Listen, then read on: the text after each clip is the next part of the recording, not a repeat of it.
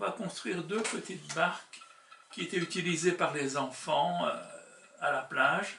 Alors ces petites barques ont l'avantage, c'est d'être très plates, d'avoir très peu de tirants d'eau. Donc en fait, les enfants pouvaient les utiliser dans une mare d'eau. Il n'y avait pas besoin d'aller les surveiller.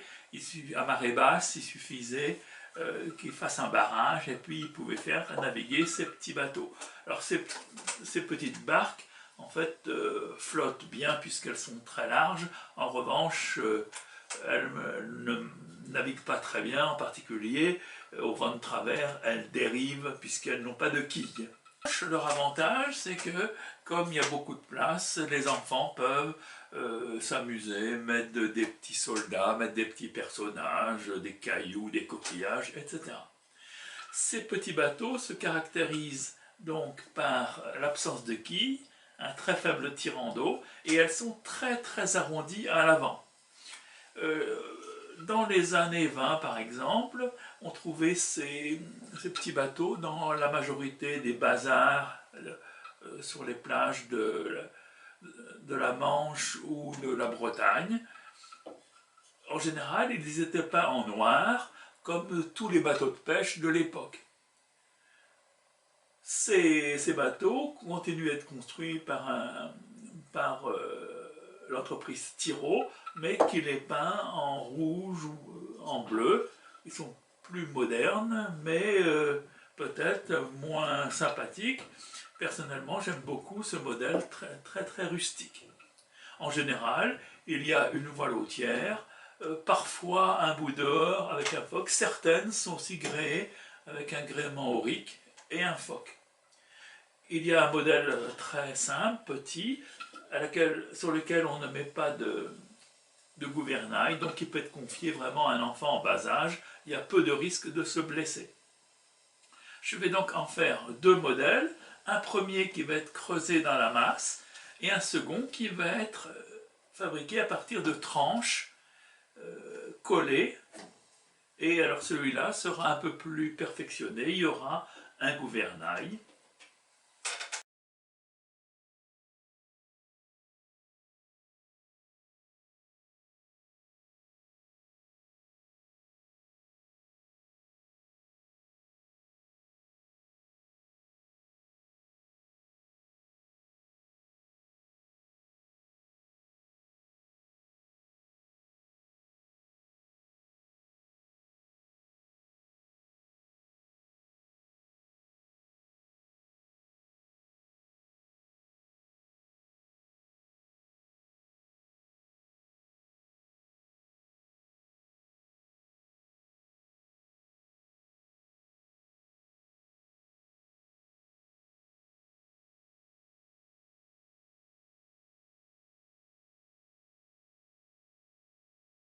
On a commencé par dessiner la tranche du dessus, donc, qui a le dos très déporté vers l'avant, et l'arrière à peu près droit, donc très rond à l'avant.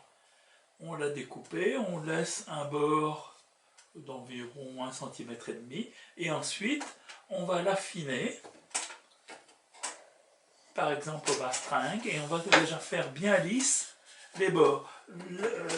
Le dessus, donc, qui va être ce côté-là, on va le faire plus mince en haut.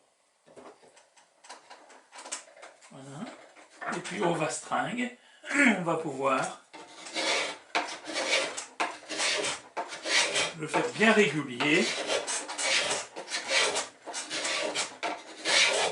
Quand on a fini la première tranche, on fabrique une deuxième tranche, donc on la pose sur la planche, on trace, comme d'habitude, pour faire l'intérieur, on fait un trou avec la perceuse et avec la scie sauteuse. Alors simplement, pour la tracer, on peut prévoir ici, sur les côtés, un peu plus épais, et surtout à l'arrière, il faut penser à faire une découpe beaucoup plus petite. On verra ce qui se passerait si en fait on découpait la même chose à l'intérieur. Donc il faut, donc ça va dépendre de la forme que l'on veut donner à l'arrière, mais autrement, il va y avoir un manque de bois, on verra ça plus tard. Ensuite, on découpe une troisième tranche, donc c'est beaucoup plus facile. Elle est pareille. Donc ça va être la tranche du bas. Et celle-là n'a pas besoin d'être évidée. Simplement, on peut tracer ici, et si on veut, on peut creuser légèrement l'intérieur. Voilà, pour creuser l'intérieur, on a calé la planche du bas, et puis on prend une gouge, et on creuse jusqu'au niveau du trait.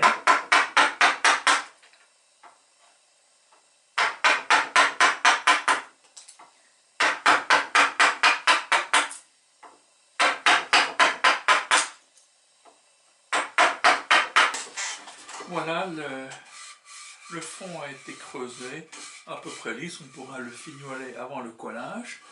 Maintenant, on va,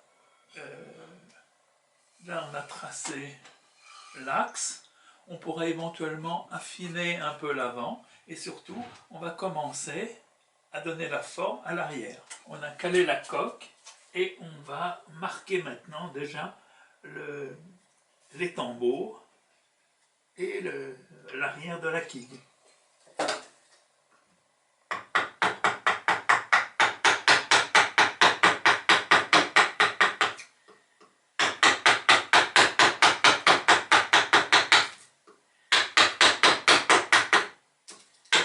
Voilà, j'ai commencé à dégrossir le fond du bateau. Habituellement, je fais cette opération quand les tranches sont collées. Mais je veux profiter de cette construction pour montrer aux personnes qui n'ont pas beaucoup l'habitude de voir dans l'espace ce qui se passe si on ne prend pas de précautions quand on fait des tranches. Si j'avais fait la tranche numéro 2, celle du milieu,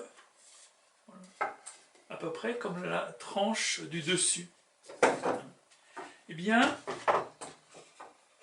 au moment où on aurait creusé l'arrière, eh bien, on se serait trouvé avec un manque de bois ici.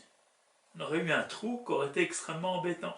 On aurait été contraint de faire simplement un arrière très très plat, alors qui aurait donné un canot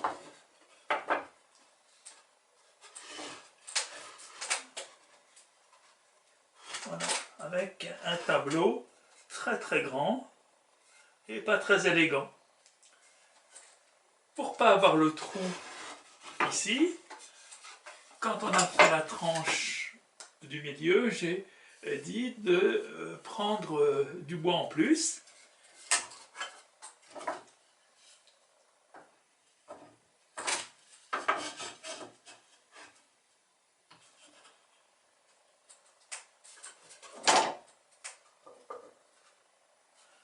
Donc maintenant, quand on colle, voilà, on n'a pas de problème. On tombe dans cette partie qu'on a rajoutée. Il nous reste même de l'épaisseur. Si on veut avoir un bateau encore plus fin, on peut encore creuser davantage. J'ai besoin de bois pour faire le pontage avant et l'arrière. Donc j'ai pris une des tranches que j'avais enlevées à l'intérieur. Je marque une épaisseur constante. Et ensuite, je vais la refendre. Donc c'est pas très très facile à faire.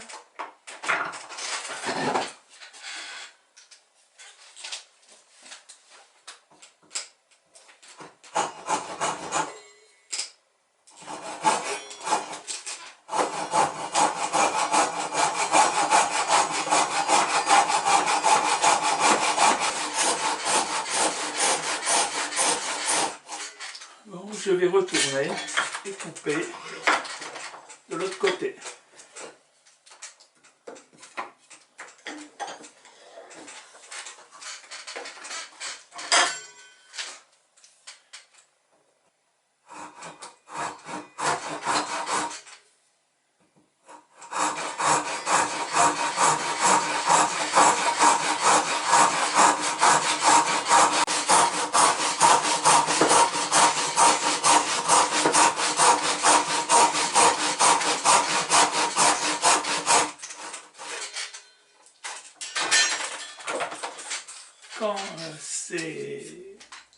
Quand la planche est débitée, je la fignole un peu au vastringue pour qu'elle ait la bonne épaisseur et qu'elle soit d'épaisseur constante.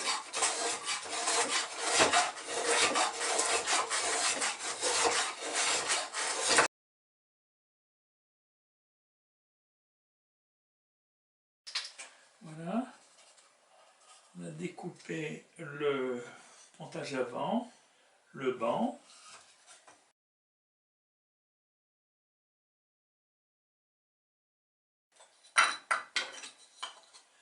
Par ailleurs, sur la tranche numéro 2, on a fait sauter ici pour rejoindre ici la trace qu'on avait fait dans la tranche du bas. Et maintenant, on va pouvoir coller les trois tranches l'une sur l'autre.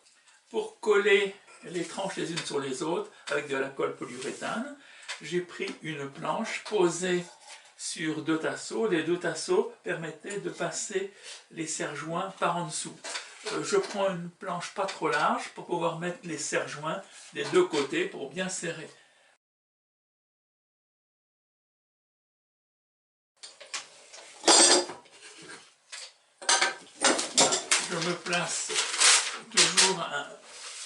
Je place toujours un papier au-dessus pour pas que ça reste collé sur la planche. Voilà.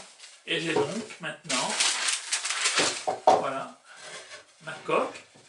Ici, je vais enlever la colle qui a gonflé à l'intérieur et ensuite je vais faire la forme extérieure.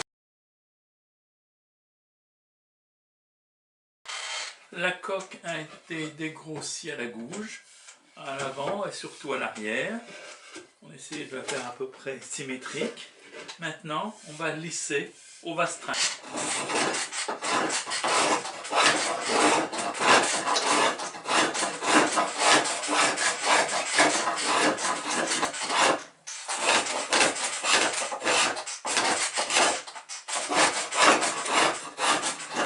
Comme toujours, pour passer le vastringue, on va du mètre beau vers l'arrière.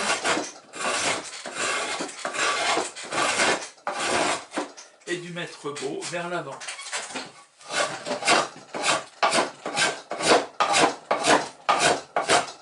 Voilà, la coque est pratiquement terminée. Elle n'est pas encore poncée. Je vais maintenant aplatir l'avant pour encastrer l'étrave et puis couper l'arrière ici pour donner une légère quête.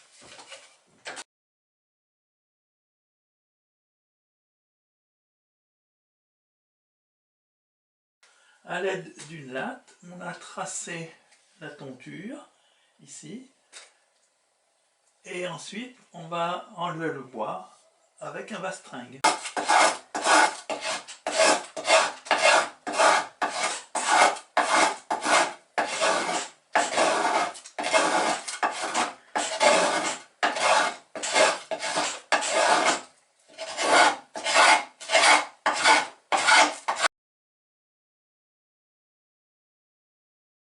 Voilà, on a collé l'étrave ici, on a fait un trou pour passer le bout dehors, voilà, et les bancs sont préparés. Maintenant, on va faire le mât, faire la vergue et le gouvernail. Sur ce type de barque, il y a habituellement un petit liston ici, qui peut être soit peint, mais il faut être à ce moment-là très habile pour le peindre correctement, soit comme ici, creusé. Donc je vais creuser un liston ici. Pour creuser, j'ai pris un trusquin. Alors il s'agit d'un petit trusquin dont la lame, au lieu d'être pointue, est en fait une petite plaque. Et ça va me servir finalement comme un tarabisco.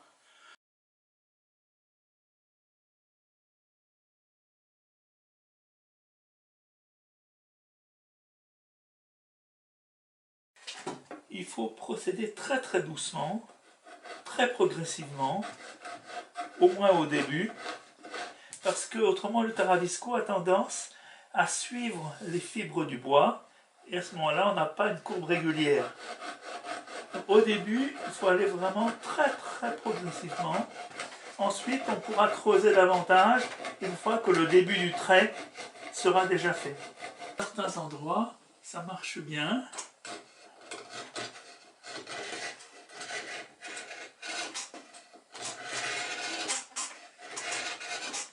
Quand le trait est déjà marqué, on peut approfondir un peu. Dans certains endroits, par exemple ici, ça creuse très très peu.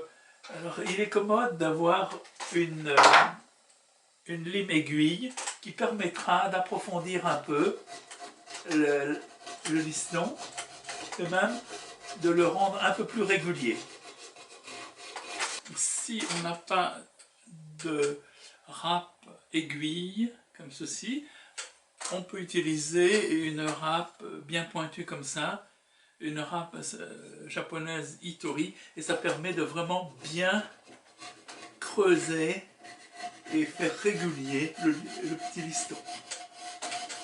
On arrive à quelque chose de tout à fait convenable.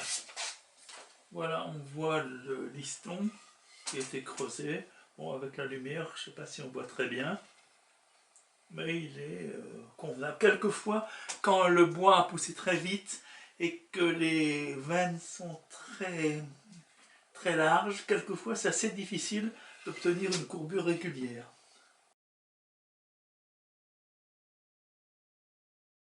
J'ai déjà peint 2 couches de noir à l'extérieur. J'ai peint le fond ici en noir et l'intérieur du bordage en gris. Et j'ai collé 2 bandes de papier adhésif ici, de part et d'autre du liston. Et je vais maintenant peindre en blanc ce liston.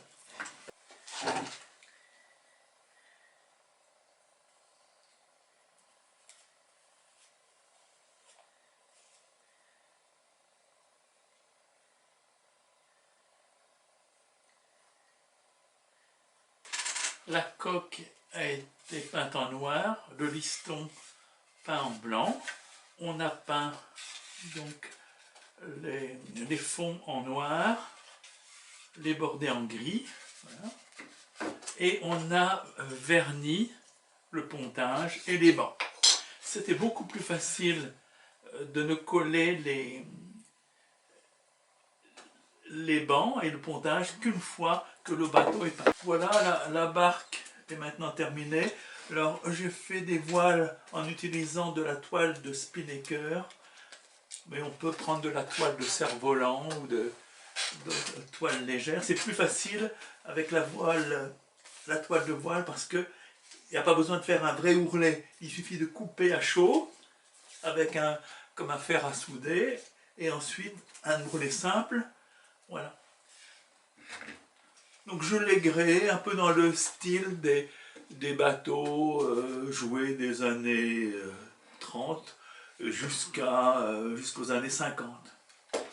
Voilà, donc il y a le bout dehors, il y a le foc, la voilotière, la mure, ici, et puis on peut régler quand même l'écoute de grand voile avec un tendeur, comme ça.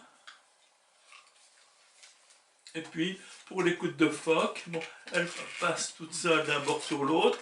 Si on veut faire gonfler un peu plus le phoque au vent de travers, il suffit de lâcher un petit peu de l'écoute pour lui donner un peu de bout. Donc voilà le canot. Voilà, dans l'esprit des bateaux joués anciens. Voilà. Mais alors avant de découper la voile, il est commode de faire des gabarits en carton par exemple pour tailler les voiles, pour s'assurer que la voile va tomber correctement. Alors sur ce type de bateau par exemple, c'est plus élégant si ici ce côté de la voile est à peu près parallèle à la bordure ici du phoque.